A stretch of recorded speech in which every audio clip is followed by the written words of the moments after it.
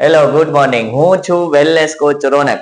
આજે આપણા શંભુ કાકા વડીલ જે આપણને આપણા જીવનમાં સ્વભાવ કેવો હોવો જોઈએ આપણો, રાઈટ, એના વિશે આપણને એજ્યુકેટ કરવાના છે.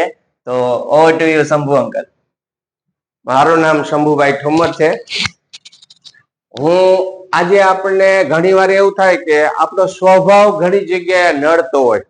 મારે ફેટ લોસ તો કરવું છે, ચરબી તો ઓછી કરવી છે, પણ આપણે અલગ અલગ માણસ પ્રમાણે, પ્રકૃતિ પ્રમાણે અલગ અલગ સ્વભાવ હોય. એમાંનો એક સ્વભાવ આપણને એ નડતો હોય છે કે આપણે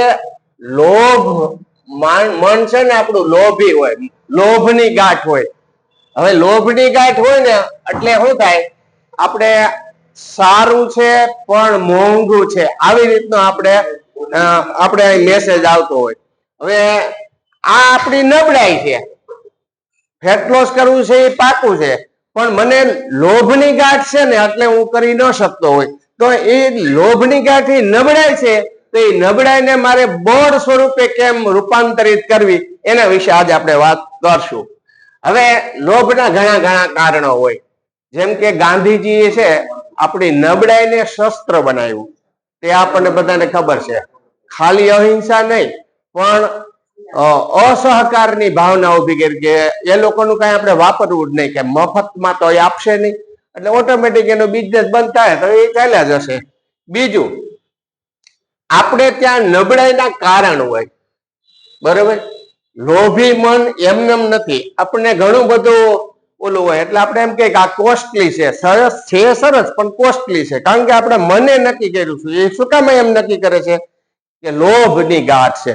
દાખલા તરીકે આપણે લોભ શા માટે હોય, તો એમ કહેવાય છે કે ઉન્માદો માતૃ દોષેણ પિતૃ દોષેણ મૂર્ખતા, ઉન્માદો માતૃ દોષેણ પિતૃ દોષેણ મૂર્ખતા, અદાતા વંશ દોષેણ, અદાતા વંશ દોષેણ કર્મ દોષેણ દરિદ્રતા.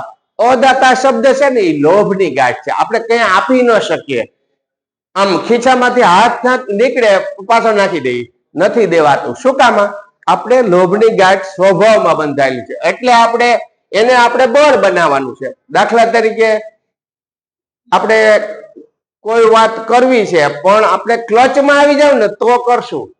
એટલે આપણો સ્વભાવ જ આપણી નબળાઈ જ આપણું બળ બનશે. માનો કે આપણે લોભની ગાંઠ છે, તો આપણે એકવાર પૈસા ભરી દઈ ને, આપણે લોભમાં શું છે, પૈસાનું બહુ મહત્વ હોય, બરોબર. લોભ હોય ને એટલે મોહ નિર્માણ થાય. મોહ છે ને આપણું બળ બનશે. કેવી રીતના?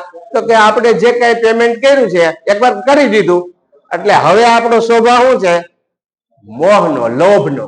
તો આપણે ફરજિયાત આવશું, એ આપણું બળ બની ગયું.